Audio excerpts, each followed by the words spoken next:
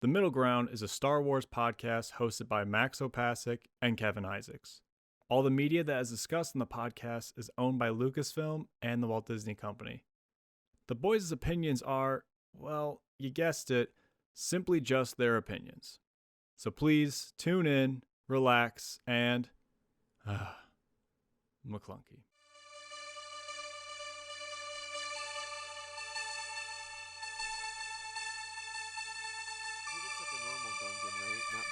So Boba Fett. Yes, today we are going to be talking about something. I don't know if there's a proper term for it. I just call it Boba Fett Syndrome. It's a pretty good term. Yeah, you'll see why. But I think it's something that mainly only applies to Star Wars. Can you think of any other big franchise that has the same problem? You can take any franchise that has first let's explain what Boba Fett Syndrome is. So Boba Fett Syndrome to me is when a character looks cool, or pretty much just looks cool aesthetically. They look really cool, and then fans sort of push that character up, and the character in the story does not actually do anything. And the reason I call it Boba Fett Syndrome is because he's the main one that does it. Yeah. Until recently, which we'll get into. Yeah. So it's like a character who's aesthetically cool, but aside from that, really doesn't serve a purpose, or is just there and they look cool, so people love them. Yeah, and again, with the reason why I call it Boba Fett Syndrome is because if you look at The Empire Strikes Back, Boba Fett is on board the what is that ship called? The Superstar Destroyer, not the Executrix. Maybe it is. The Darth Vader Superstar Destroyer. But he's on there, and he's with all the other bounty hunters. They get sent off. He's the one who, follows the Millennium Falcon, tracks them, and then at the end of the day, he takes Han Solo to Jabba the Hutt. And then in Return of the Jedi, he's just sort of there. He fights Luke, and then he falls in the pit. And that was it. That's all Boba Fett was until the prequels in the movie. But fans, pretty much because of the way he looked, and he was the one that took Han, I'm assuming, just elevated him up to this huge untouchable status. And then through that, the old extended lore, there were all these books and comics and all kinds of stuff that were just Boba Fett, to the point where people that weren't in the fan base, sort of outside looking in, were like, why is Boba Fett so iconic? Why is he getting all this attention? Because it's not that he doesn't do anything, it's just nothing insanely noteworthy to the point where Han Solo or Darth Vader, I could be okay, I could see why someone would think, but and I'm sorry, we have a best friend named John Mando. He loves Boba Fett probably more than anything, right? He just loves Boba Fett. Yeah. And on the one hand, I get it. Boba Fett looks really cool. Genuinely, he, everything, the scratched up armor, the green, the antenna, the helmet. He's got the jetpack. That might be the first jetpack in Star Wars. He's got, the big missile on it, got all the gadgets and stuff. That's right, yeah. He looks cool. He was, a cool-ass bounty hunter. Yeah. No. And that was it. He just looked cool, and he was a bounty hunter. But you could say through the years of everything like Star Wars, because of people just liking him and how he looked, he's getting his own show. Yeah, no, that's why. I'm gonna save his appearance in The Mandalorian to bookend it, but he really, honestly, even in the prequels, did not do anything, at least to me. And I'm sorry, John, that he didn't really do anything that really elevated him to god level status. That's why George Lucas killed him as a almost like a joke in Return of the Jedi. I mean, Boba Fett? Oh, Boba Fett, yeah. They're talking about Jango Fett. Oh, no. That's why in Return of the Jedi, he just goes out like a cartoon. He hits the jetpack, screams, slams against the barge, and falls into the pit. Yeah. It just shows you that there was he didn't even know how big this character was, because he was focused on Luke, Han, Leia, Vader, Emperor. And people are we want more Boba Fett, and it's it's just sort of it'd be the equivalent of in Harry Potter if, let's say, you know who Bellatrix is? The crazy haired girl. It'd be if everyone was oh my god, we need more stories about her, and J.K. Rowling is are you serious? It's she's the henchman. Yeah, I would. Yeah, I don't know. It's not that he doesn't do anything. Again, it's just like, whoa.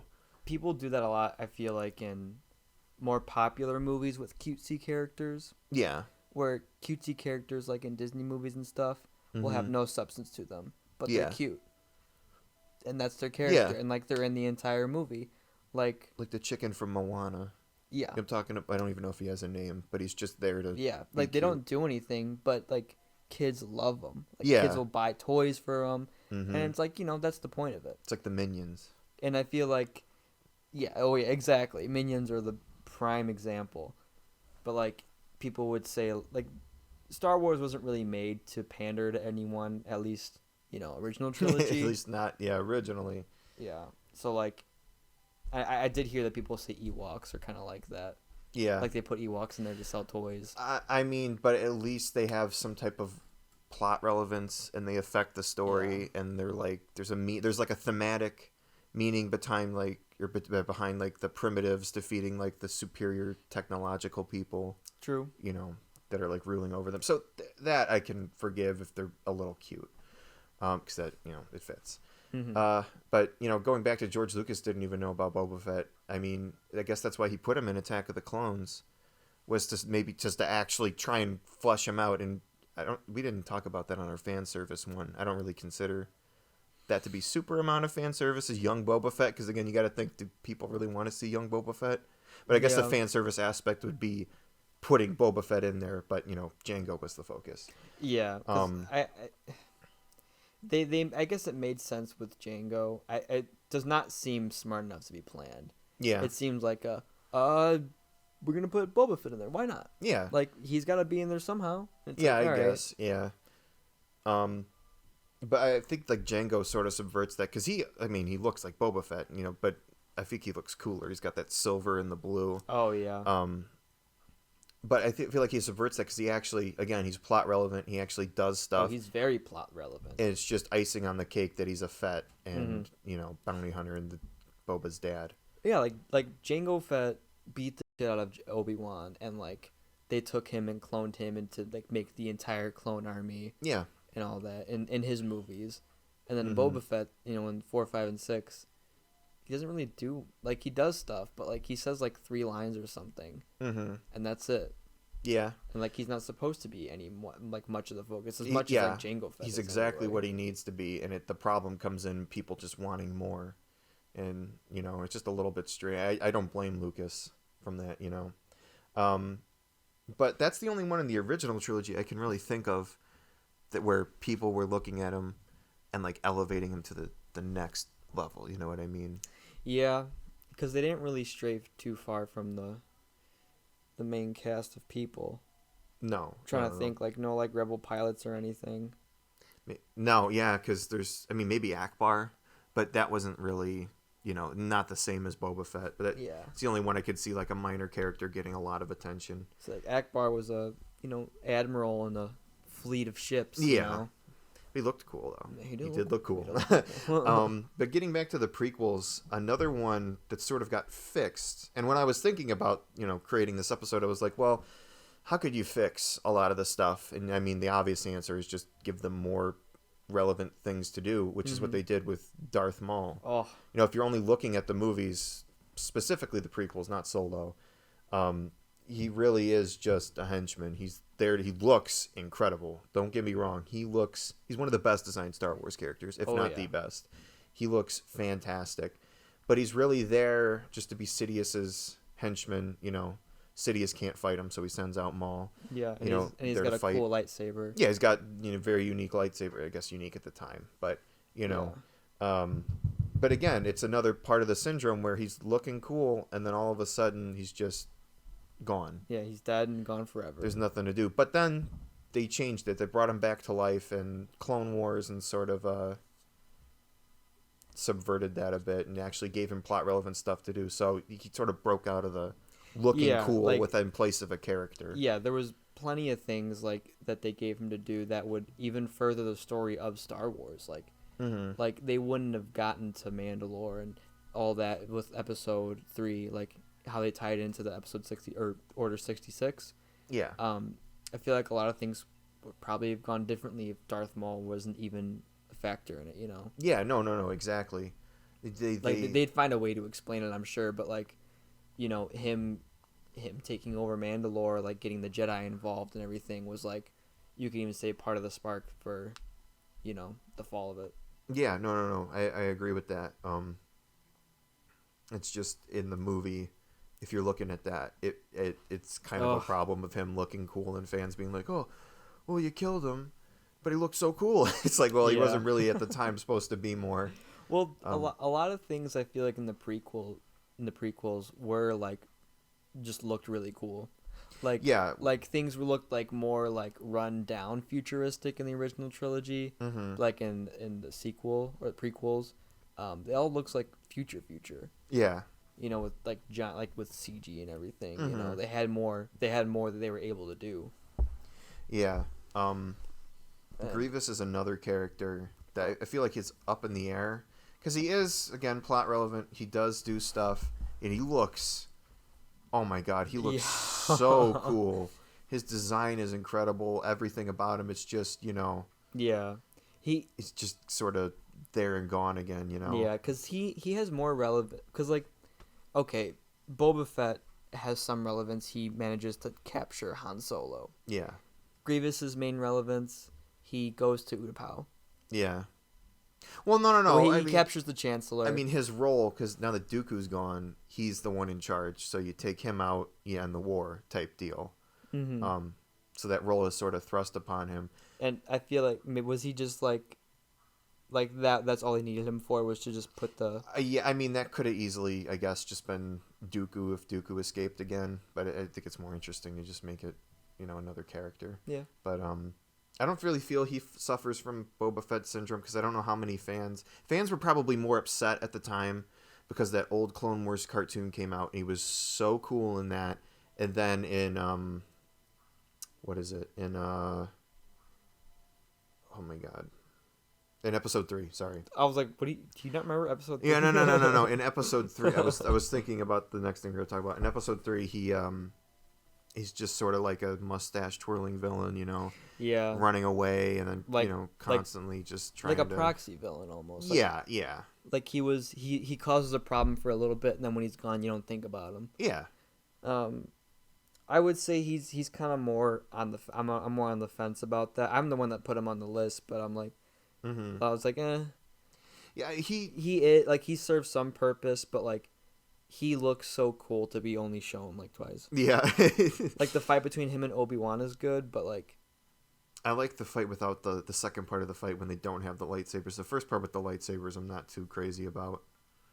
I don't think it's anything spectacular. Yeah, I feel like they could have done more with him. Like before I saw Clone Wars, before Clone Wars even came out, after I saw episode 3, I was like, oh, he's got 4 arms and 4 lightsabers. I'm like, how can anyone beat him? And then Obi-Wan with a gun beats him. Yeah.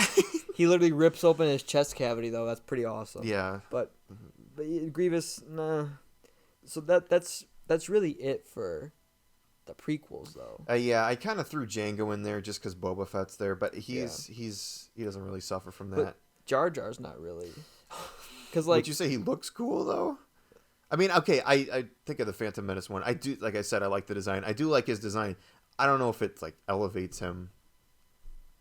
No, I mean, they kind of. I like the design. I think it also looks kind of weird. I wouldn't say he suffers from Boba Fett syndrome.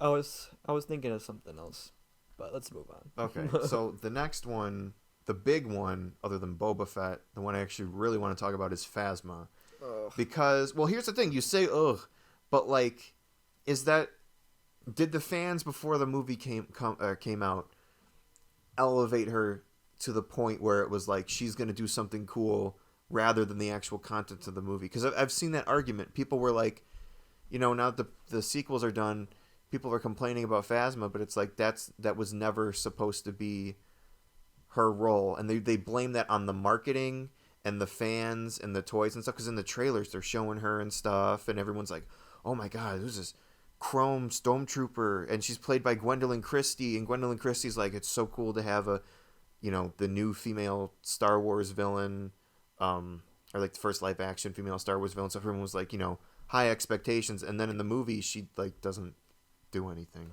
Neither of them.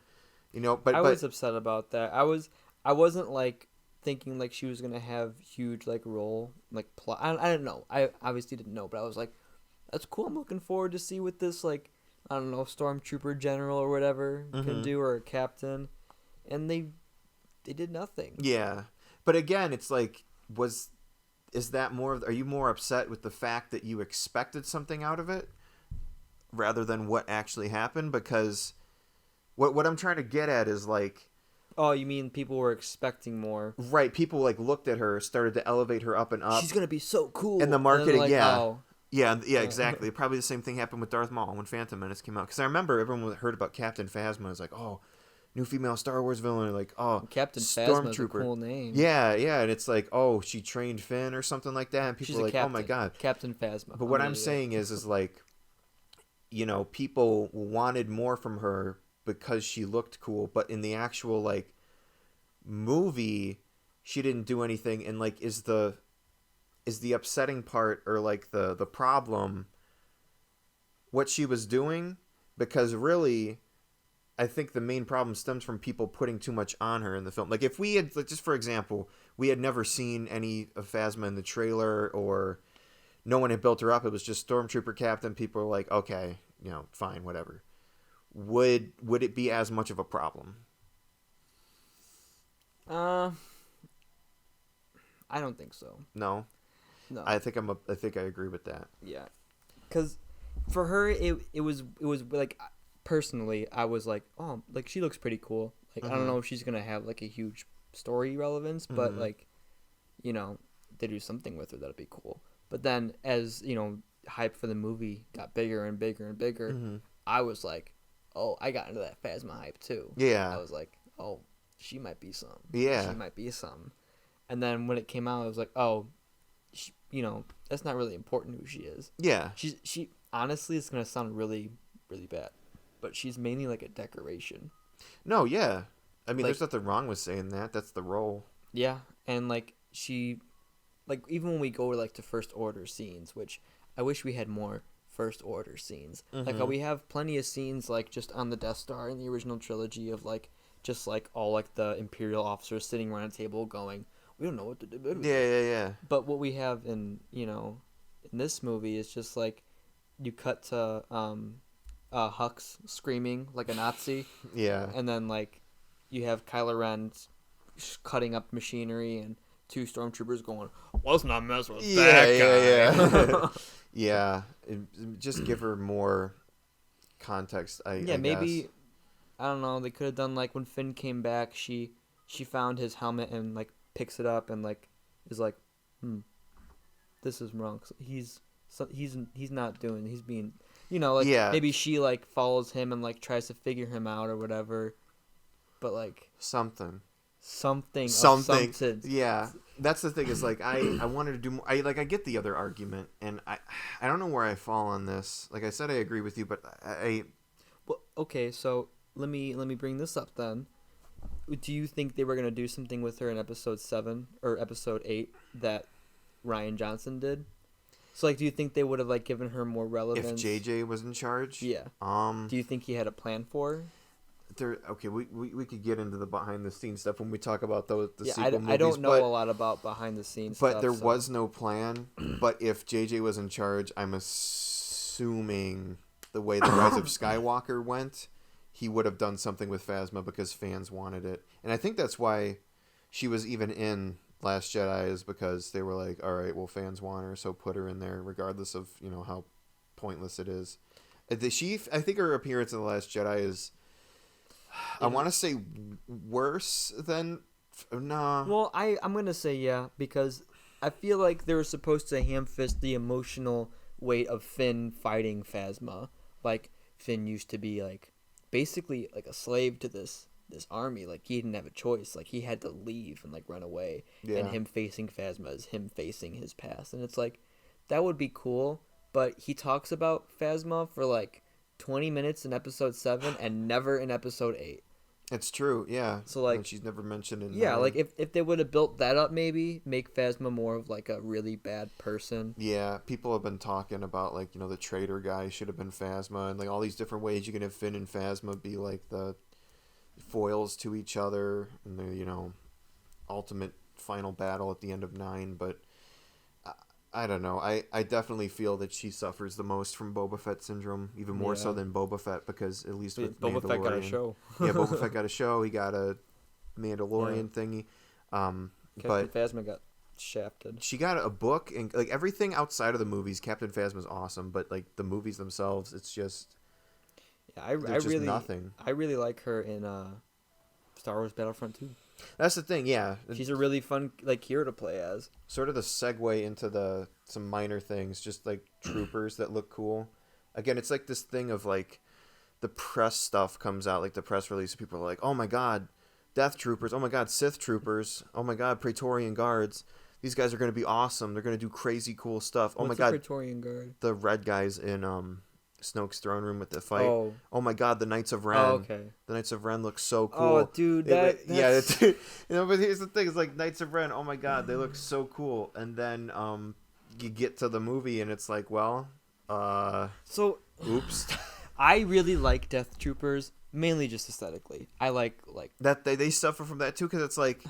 People are like, oh, they're bad. Like, you really like them, but I'm like, they don't do anything. But it's the same with Sith Troopers and Praetorian Guards, because like at least the Death Troopers, I can recall like a couple of things maybe they did. Sith Troopers, no. So, in the original trilogy, like Death Troopers are like, oh God, like we only have like troopers with like blasters and like crappy armor. Yeah. And when you get like a big trooper with like big armor and a blaster, it's like, okay, that's a big threat. Well, but when you take it to the sequel trilogy, where everyone has like 1 million rockets and like there's 1 billion ships flying to destroy Star Destroyers, it's like ooh, who cares? Okay, like, but it doesn't. They don't have any substance to them still, but it's still cool. Like it's like, oh, this is like it's a threat. It's a threat in the original trilogy, but like Praetorian Guards. You talk about like Rogue One. Yeah. So like oh, these aren't just stormtroopers, like. But they're just as bad as stormtroopers. In that movie, at least, because there's no difference aside from aesthetics.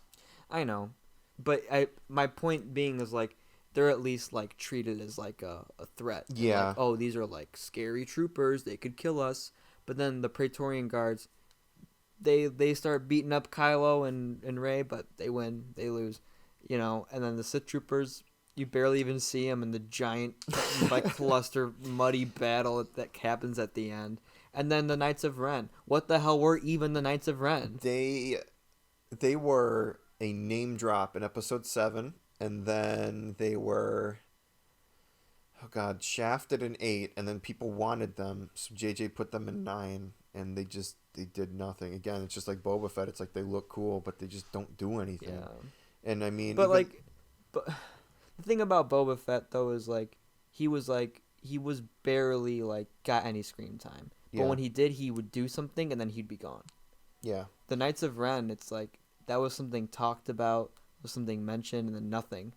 Yeah. Like, no one was like, we gotta hire Boba Fett, and Darth Vader's like, I didn't want to have to do that. And then, like, those 2 movies later, he's like, all right, Boba, get in here. Yeah, I mean, you could even say that Boba Fett somewhat has Darth Vader's respect.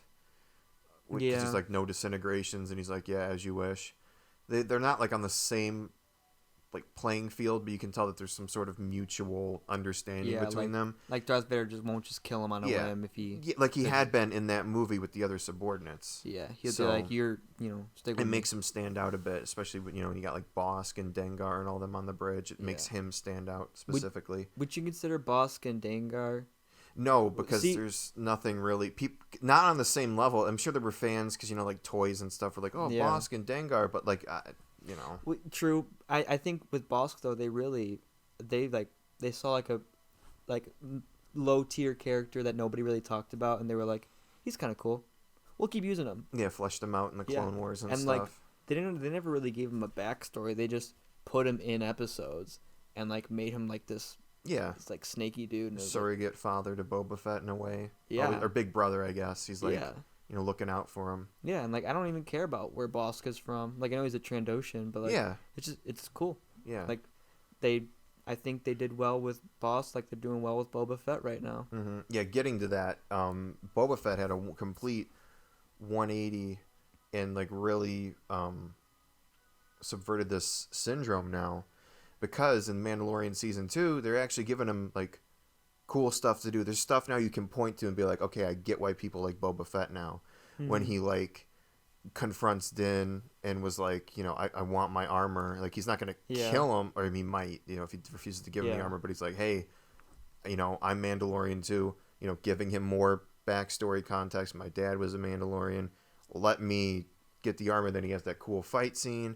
He's got the Slave One. He's good with that. Do you remember the scene in the bar when they go to try and like ask Bo-Katan for help? Yeah, that's a good scene too. Yeah, he's fighting people. He's got like there's things you can actually say about Boba Fett now. Yeah, his like character. Boba Fett, like he was always like, even as a kid, you never got to see him be this cool character. Yeah, you saw him as a kid, plenty of action, screen time as a kid, not really much as an adult. And now that he's older, it's like now we're getting that screen time of him like as a badass older bounty hunter that like I think people wanted. Yeah, because like you see young Boba and he's a young kid, like he's not a bounty hunter. I'm not expecting much from him. Yeah, and you see, you get these little bits, and then now we're like, oh, Boba's cool. Like, and there's a difference between stuff being in books and comics and video games, and then things being in, you know, like a TV show or a movie. And especially like, even just speaking from like a nostalgia like point of view, just having Viggo Mortensen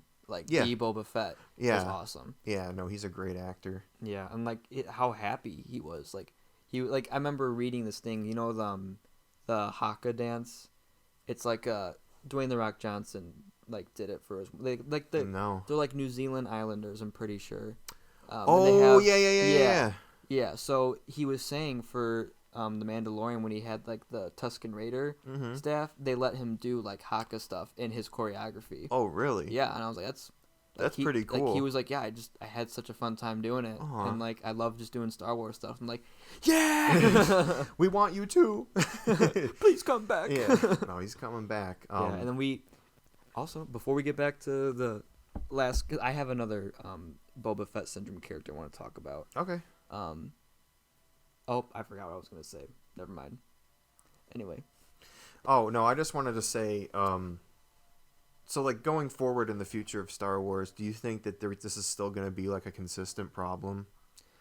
Because most of the movies and stuff in the Disney era have been following the trend from before, where things look cool, but they're not, you know, there's nothing to back it up. I think with Rise of Skywalker, that movie was a lot of, it looks really good, but like there's nothing really to it. Yeah.